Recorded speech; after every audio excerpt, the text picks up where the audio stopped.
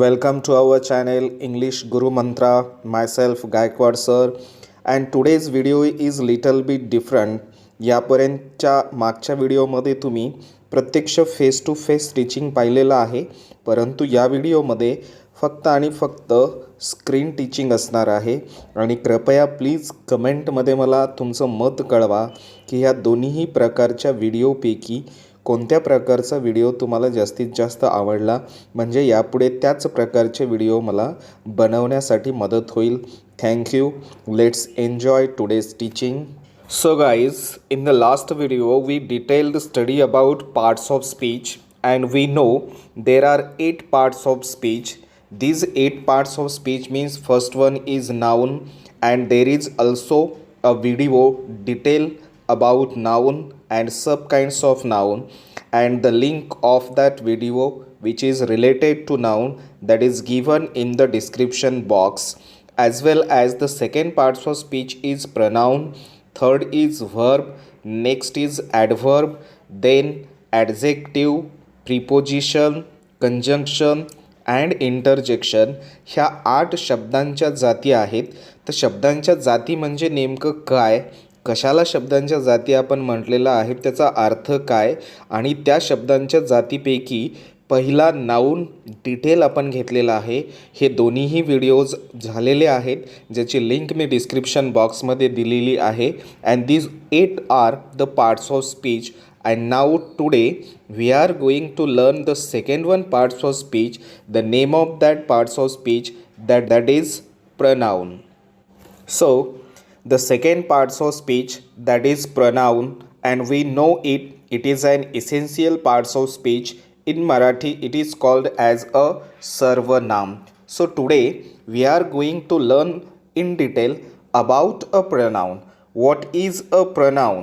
म्हणजेच pronoun कशाला म्हटलं जातं?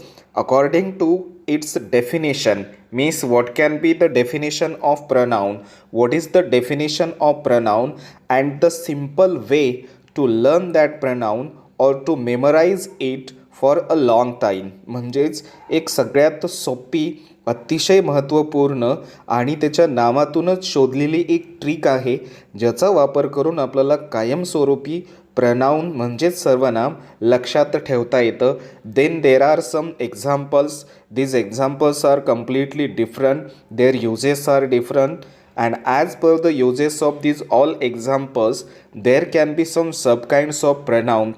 Why these subkinds are decided there, which are these subkinds, these all information we are going to learn. म्हणजे सर्वनाम म्हणजे नेमकं काय, जी शब्दाची दुसरी जात आहे, कशाला आपण सर्वनाम म्हणतो, त्या सर्वनामाची डेफिनेशन काय आहे, कायमस्वरूपी हा सर्वनाम म्हणजेच त्याची व्याख्या आपल्याला लक्षात कशी ठेवता येईल, त्याची एक ट्रिक आहे. त्याच्यानंतर वेगवेगळ्या प्रकारची एक्झाम्पल्स सर्वनामाची, आणि त्यासोबतच त्या एक्झाम्पल्सनुसार त्या सर्वनामाची प्रकार किती पडलेली आहेत, ती कोणती आहेत आणि ती प्रकार का ठरवलेली आहेत, हे सर्व सर्वनामाचं डिटेल आज आपण पाहू. So in pronoun the first and most important thing is that what is pronoun, means what is the definition of pronoun or what is an introduction of pronoun. As per the definition, we know it very well. Pronoun is a word that is used instead of a noun. Means pronoun is a such word that is always used in the place of a noun. Means pronoun is a word that is used instead of a noun.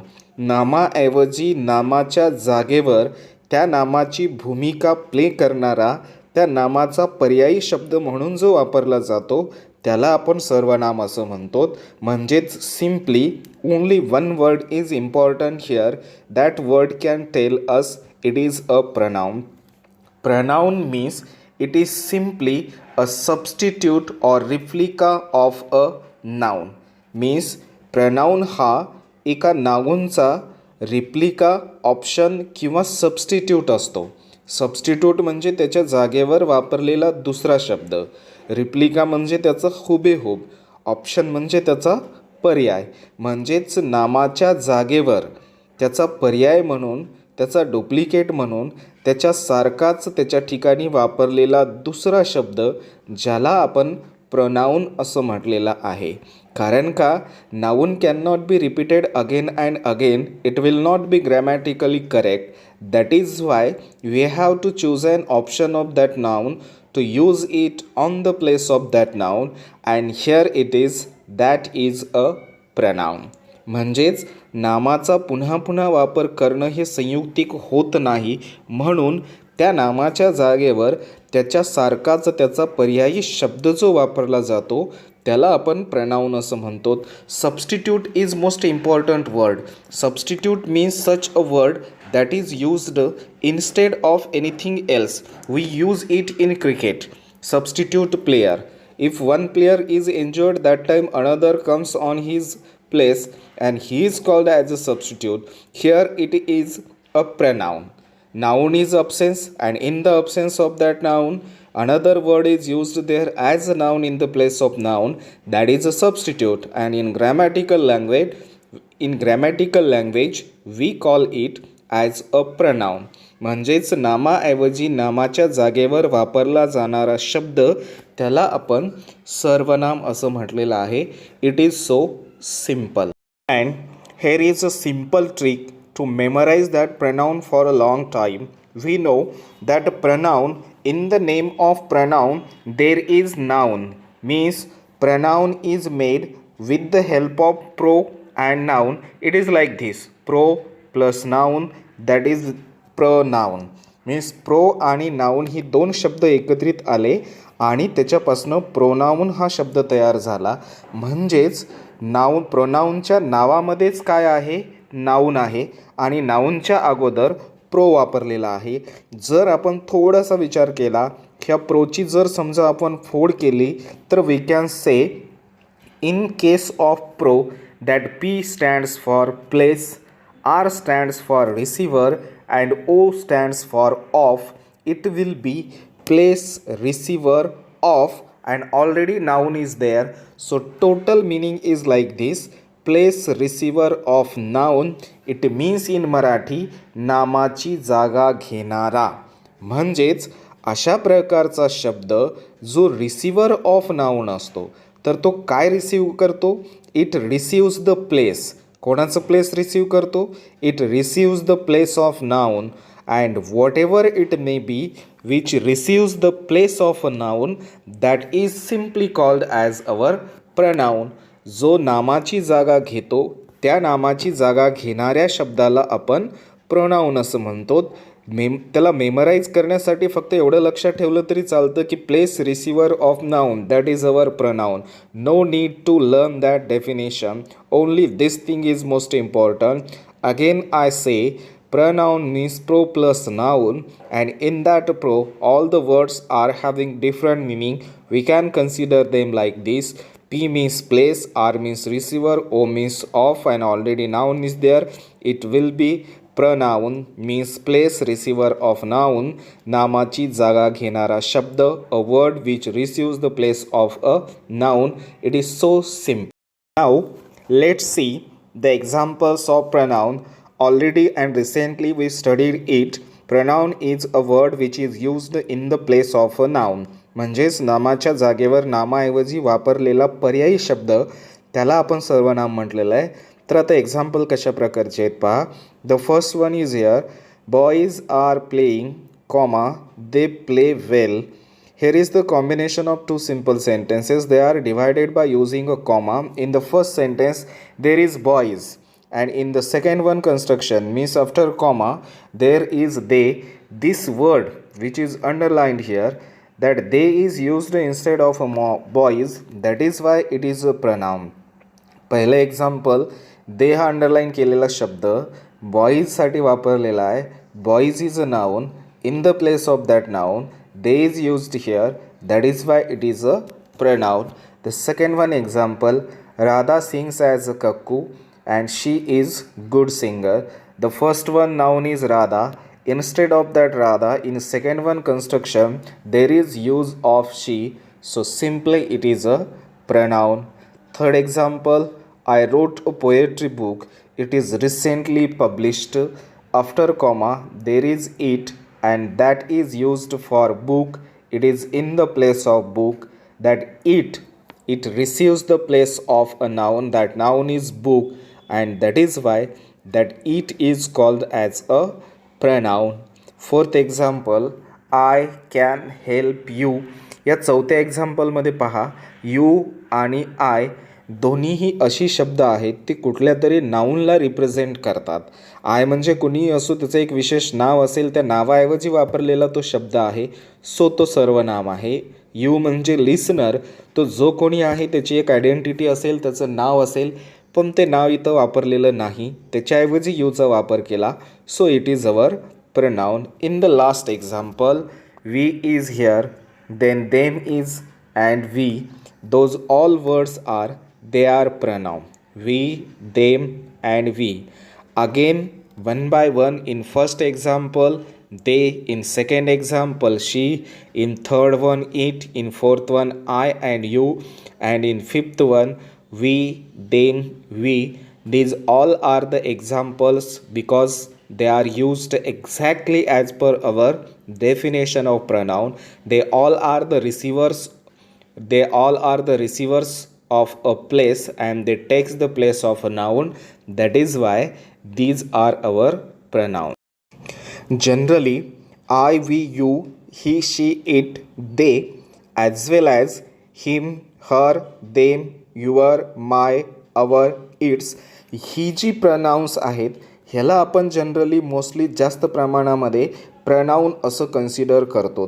म्हणजेच pronoun म्हटल्याच्या नंतर चटकन आपल्या लक्षामध्ये ही शब्द येतात, I, we, you, he, she, it, they, आणि त्याच्यासोबत him, her, them, your, my, our, it's.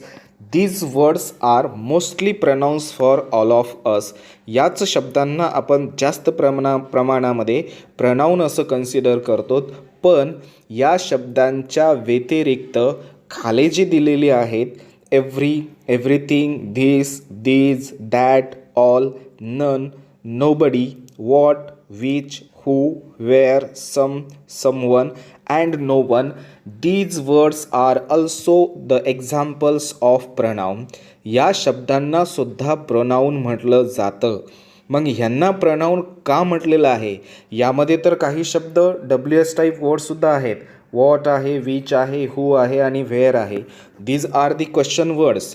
They are our WS type words, but even though they are considered as a pronoun, तरीसुद्धा त्यांना प्रनाऊन म्हटलं जातं. मग ह्या वरच्या प्रनाऊनच्या कंपॅरिझनमध्ये ही जी प्रनाउन्स आहेत त्यांना प्रनाऊन का म्हटलं जातं, how they play the role of pronoun, how are they used in the pronoun, and why they are called as a pronoun, those all are the questions. If we are saying these words as a pronoun, it means definitely they must be the pronoun. आणि ह्या सगळ्या एक्झाम्पलनुसार, त्यांच्या युजेसनुसार त्यांना प्रनाऊन का म्हटलं जातं, कोणत्या प्रकारची प्रनाऊन आहेत, आणि याच्यामुळंच there are the sub kinds of pronoun. And here are the sub kinds of pronoun. The different examples were there. As per their example, we know there are sub kinds of pronouns, and there are total 8 sub kinds of pronoun, and these are here. The first one is personal pronoun, ज्याला मराठीमध्ये पुरुषवाचक सर्वनाम म्हटलं जातं. त्याचेही पुढं वेगवेगळे प्रकार आहेत, एक्झाम्पल्स आहेत. Then their uses are different. The second one subkind of pronoun, that is demonstrative pronoun. It is in Marathi darshak sarvanam. There are 4 demonstrative pronouns, singular and plural are there. Their uses are different. Third one is relative pronoun, that is sambandha darshak sarvanam. And what is this relative pronoun, which are the example, and what are the uses of relative pronoun? We have to see them. Then fourth one is indefinite. It is also called as distributive pronoun, that is anishchit sarvanam. The fifth one is interrogative pronoun, that is prashnarthak sarvanam. Then reflexive, emphatic, intensive pronoun. The last but one reciprocal pronoun, and the last one is possessive pronoun. These all 8 are the sub kinds of pronoun. Means personal pronoun is there, demonstrative pronoun is there, relative pronoun is there, indefinite pronoun is there, interrogative pronoun, then reflexive, that is also called emphatic, intensive pronoun. Then last but one reciprocal pronoun is there, and last one possessive pronoun is there. These all are the sub kinds of pronoun. आणि हे सगळेच्या सगळे सबकाइंड्स, प्रत्येक सबकाइंड्सवरती एक स्वतंत्र lecture, एक स्वतंत्र video बनवला जाईल. So stay tune to learn one by one every subkind of pronoun. And again I appeal to you, please compare both of the videos, the last one face to face teachings video and today's screen teaching video. Please compare them, and what is mostly liked by you, please comment it. Because of that I will further make the such type of the videos. And thank you, and please subscribe our channel. Thank you.